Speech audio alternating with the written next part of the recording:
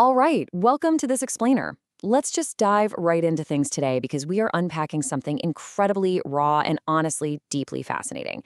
We're looking into a personal audio diary. This is a real, unfiltered recording from a woman who has just discovered that her partner of many years has been living a complete and total double life.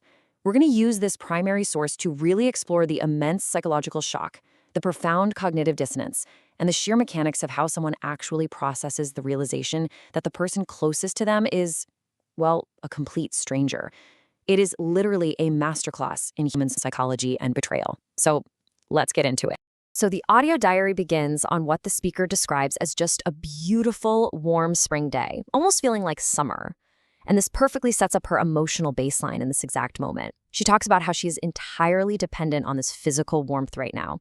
It's not just pleasant weather to her, it's a desperate biological necessity. She describes it as something that warms every single cell and physically melts her soul and her frozen feelings. When you're in a state of profound shock like that, your body often desperately seeks external regulation. For her, the sun is acting like a literal life support system, just keeping her tethered to reality. Now, notice the incredibly jarring split between her environment and her internal world here. On the one hand, we have this life-giving physical warmth she's basking in. But on the other hand, look at the psychological horror. Internally, she is in pure agony. She's continuing to be furious and utterly terrified by what has happened and what is literally still unfolding around her. She admits she might be catastrophizing, maybe imagining worse details, but she also knows deep down that learning any more of the truth would just absolutely destroy her. It's this massive cognitive dissonance, right? The world outside is bright and beautiful, but her internal reality has been completely shattered. Section 1. Contrast, warmth, and pain.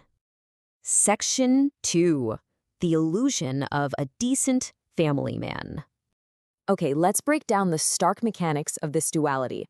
On one side, we have the family man. The speaker talks about how he would cross the threshold of their home and instantly transform into a completely decent, normal, reliable guy. But then we have the hidden reality. And we're not just talking about a brief lapse in judgment. This was an entire separate existence outside the home, and a totally different life happening purely inside his own head.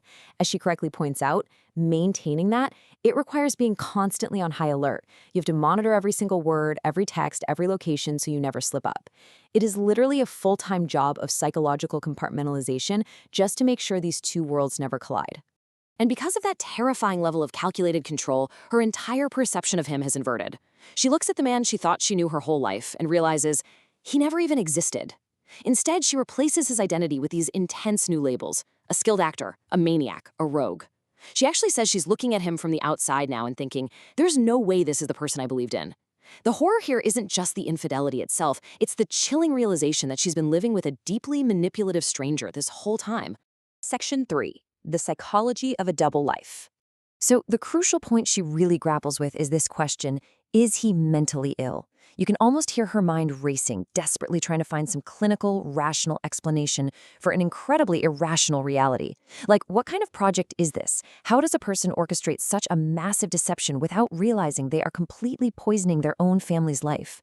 She struggles to comprehend the sheer lack of empathy required to literally split yourself in half this way. To her, a healthy mind just couldn't sustain this.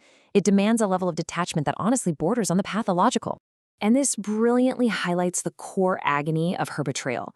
The question isn't just, why did you cheat? It's, why did you fake this for so many years instead of just leaving, right? If he didn't want the family life, why not just get a divorce? Why not be honest and say, hey, I want to live a different way? By choosing to stay and deceive her, he completely stole her agency. He made a massive life choice for her, entirely denying her the right to live her own life honestly. That theft of reality, that is often the absolute hardest part for partners to forgive. This leads us into a truly terrifying psychological phenomenon known as retrospective contamination.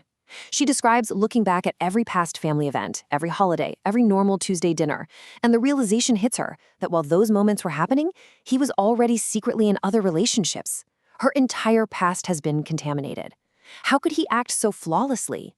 She realizes that a healthy person would have eventually snapped, right? Or confessed, or just slipped up under the immense pressure of the guilt. His ability to never break character completely terrifies her because it proves just how deeply entrenched the deception really was. Section 4. The stolen life story. Now she starts to unpack the chilling reality of his parasitic motives. She realizes he stayed because, well, it was incredibly convenient for him. Just look at the comforts he extracted. He got a cozy, clean home. He got a perfectly organized daily routine. He wasn't pushed to achieve more or meet excessively high demands. He was just allowed to float comfortably at an average level, living exactly as he pleased. He actively fed off her energy and the stability she provided, soaking up all the benefits of a loving family without ever genuinely investing his true self into it. Which brings us to this incredibly profound breakthrough in her diary. She says it's not his story, it's my story. He accidentally pulled a lucky ticket. She realizes that the beautiful family, the cozy home, the stable life, that was all her creation. It was her treasure. He didn't build it, he just hijacked it. He should have stayed in the chaotic, secret world he actually belonged to, but instead he used her life to give himself a comfortable home base. Recognizing this is a huge, empowering moment for her because she finally separates her own intrinsic value from his deceitful actions. Section 5. Searching for an exit and gratitude. Because the reality of this is just so massive, she states, I understand that for now I need to observe from the outside. My brain is subconsciously analyzing all of this. This is such a vital coping mechanism. The trauma hasn't even fully settled in her mind yet. If she engages with it directly right now, she might literally explode with rage. So she decides to step back, detach, and basically watch the situation unfold as if it's happening to someone else entirely. This buys her subconscious the crucial time it needs to process the psychological distortions that, as she notes, are permanently a part of him now. And amidst all this devastation, we just see incredible resilience. She notes that her brain is searching for a way out, and she explicitly asks for guidance and direction from a higher power to navigate this maze. But remarkably, the audio diary ends on a note of profound gratitude. I mean, despite the ultimate betrayal, she anchors herself in the present moment. She expresses thanks for the beautiful day and for her wonderful life. She flat out refuses to let his deceit entirely overwrite the goodness she still possesses within herself. Which leaves us with this final, incredibly provocative question to reflect on today. Based on this audio diary, we really have to ask, can we ever truly know the deepest, most hidden parts of the people we share our lives with? Or, terrifyingly, are we sometimes entirely unaware that we are simply playing a supporting character in someone else's carefully constructed play?